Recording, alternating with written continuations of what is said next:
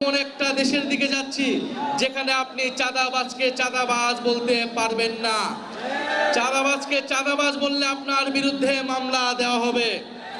সেই পুরনো কায়দা, সেই পুরনো সিস্টেম, কিন্তু তারা ভুলে গিয়েছে এই প্রজন্মের সাথে সেই পুরনো কায়দায় আচরণ করে লাভ নাই। প্রচুর মামলা, হামলা, হুলিয়া এগুলাকে অতিক্রম করেই গণ অভ্যুত্থান হয়েছে। জাতীয় নাগরিক পার্টি শহীদের রক্তের উপরে দিয়ে বাংলাদেশে প্রতিষ্ঠিত হয়েছে। ফলে যদি আজকে নাসিরউদ্দিন পাটোয়ারির মুখ বন্ধ যদি তারা মামলা দিয়ে করতে চায়, তাহলে তারা বড়ই ভুল করছে। আজকে নাসিরউদ্দিন পাটোয়ারির বিরুদ্ধে যদি মামলা দেওয়া হয়, বাংলাদেশে শত শত নাসিরউদ্দিন পাটোয়ারি মুখ তৈরি হবে। পুরো বাংলাদেশ শিয়া বাটার ও ভিটামিন সমৃদ্ধ লিলি বিউটি সোপ, তারুণ্যময় উজ্জ্বল ত্বকের জন্য।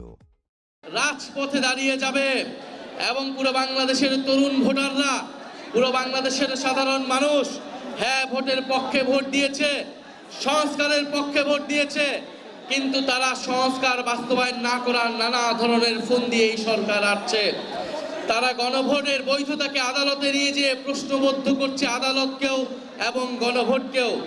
আমরা আর অপেক্ষা করছি, যদি 12 তারিখ অধিবেশনে সংস্কার পরিষদ গঠিত না হয়, যদি সংস্কারের জন্য উদ্যোগ গ্রহণ না করা হয়, আপনারা আমরা যারা হ্যাঁ ভোট দিয়েছি, নিজেদের ভোটাধিকার, নিজেদের অধিকার রক্ষার জন্য আমাদেরকে আবারও রাস্তায় নামতে হবে।